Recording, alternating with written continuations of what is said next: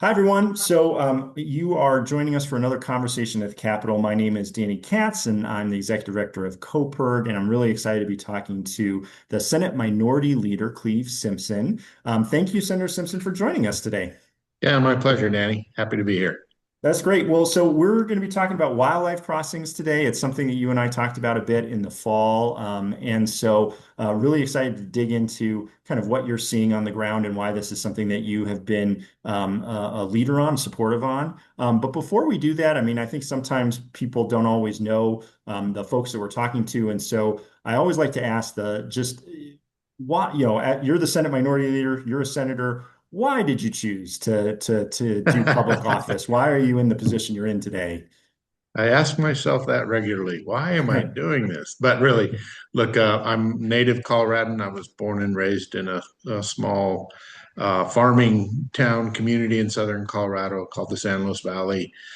Um, Left for a while. I came back to manage the Rio Grande Water Conservation District in the San Luis Valley. So that's the headwaters of the Rio Grande in Colorado. And really, that kind of set the path for me. Like I had never been active in politics at all. I was elected to the Mosquito Control Board and Farm Services Agency County Committee. I was serving as a general manager of the Rio Grande Water Conservation District, and that afforded me the opportunity to be involved in statewide conversations about water. Water is what attracted my first initial interest in running for the legislature. It's certainly much bigger than that. It's the passion is about rural Colorado and trying to keep us relative in the conversation. But the state's challenges around water, is what really initiated. Maybe I had to think about running for office. There are 100 legislators here in Colorado, and of the 100, I think there are three of us that own a water right Okay. that use it to do something to produce food. So I operate a farm and ranch. I'm still managing the Rio Grande Water Conservation District, and in my spare time, I come to the Capitol. Jeez. So you drive quite a bit back and forth. That's, I mean, that's when we dig in a little bit. That's what, really drove my passion and interest in this space. It's 247 miles to home from here at the Capitol. And then my district is another up to 300 miles beyond that. So I represent the part of the state that's absolutely as far away as you can get from the state capital. Totally. But it's gorgeous part of the state. And I think Oh, I mean, that's part of the 100%. reason part of the reason we're chatting is because, we have increasingly seen over the last decade, the Colorado Department of Transportation and other departments of transportation around the country are investing in and adding things, wildlife crossings, so bridges, underpasses, overpasses, to try to help connect more animals to habitats and also reduce vehicle wildlife collisions.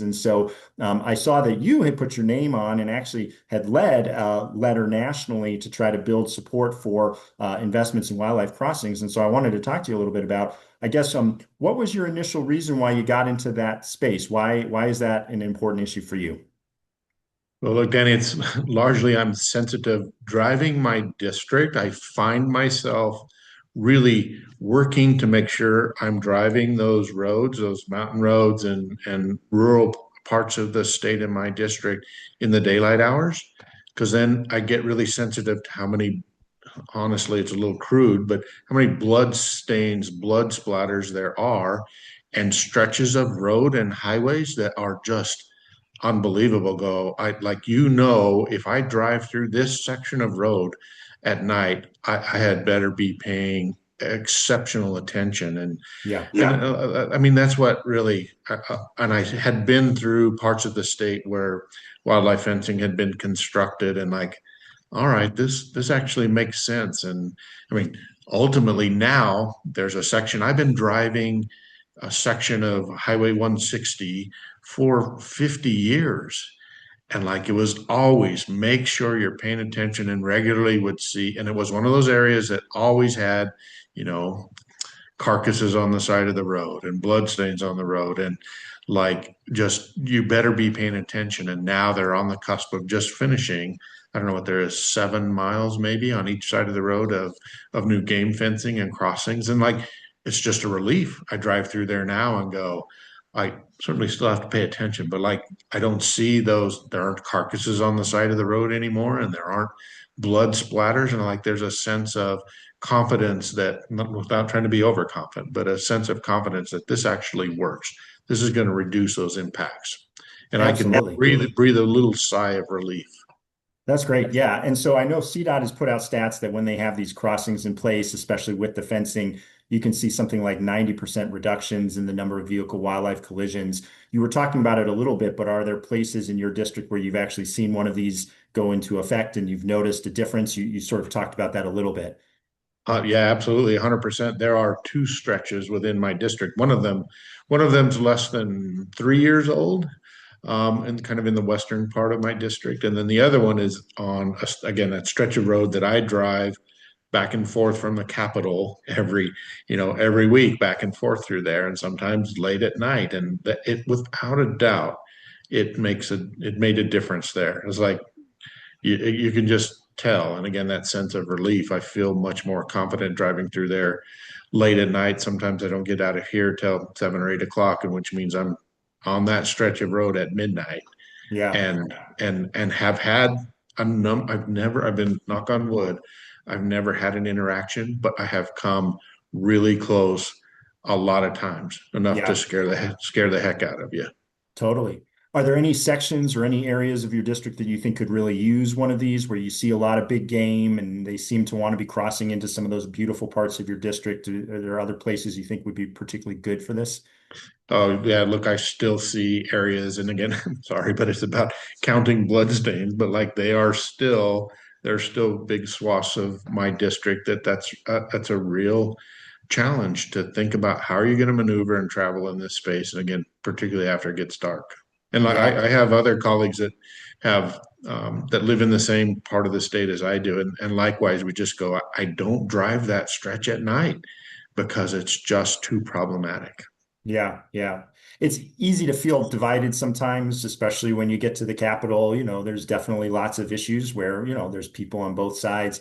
Do you find that this is an issue where you think people can kind of come together more, that there's ways for urban and rural and wherever you are in the state to kind of see this as a solution and a benefit?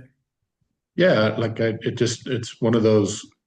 Maybe it's a rare occasion. I don't know, but it's just like this makes an abundance of really good sense. But I mean, and particularly across the country, it's trying to figure out, all right, how are you going to pay for them? Totally. Which is why I signed on to making sure the feds recognize there's value here. They can help us in that space, and then trying to figure out how do you fund, the balance of it. How do you expand these opportunities and have a bigger impact across more parts of the state? Absolutely, absolutely. Well, and as you brought up, there are, potentially some investments that could be made from the federal government. So very appreciative that you signed on to that letter and also, hopeful that, as you go through the session, maybe there'll be some ideas popping up that are worth considering as well. So yeah, really appreciate your insight on wildlife crossings. Anything else you want to say before we hop off here? No, again, just trying to be imaginative and thoughtful about how you pay for them. And like I've said, if there's a way for me, like there was a bill last year thinking about, all right, we are gonna create an enterprise and everybody was gonna pay $1 more maybe on their vehicle registration. And I'm like, but I recognize this will help me immensely. How do you figure out I'll make $100 contribution to go if it keeps me from one accident because I spend so much time on the road and really I feel very much at risk to go there. And this is a proven methodology for mitigating risk. Absolutely. Yeah, and it's not just about saving lives and stopping, these collisions and injuries. It's also about ensuring that our wildlife can connect to those habitats and ecosystems, which is just good for our state, whether you're somebody who likes to hike, whether you're somebody who likes to hunt. It all just, there's a lot that people can benefit from there. So yeah, appreciate Absolutely. it. And I am hopeful for some creative strategies too. And maybe there will be a day where where you can kick in $100 and a bunch of us can as well, and we can get a lot more of these. So Agreed. Yeah. yeah, really appreciate your time and appreciate you talking about wildlife crossings with us today. My pleasure, Danny. Enjoyed the conversation. Thank you.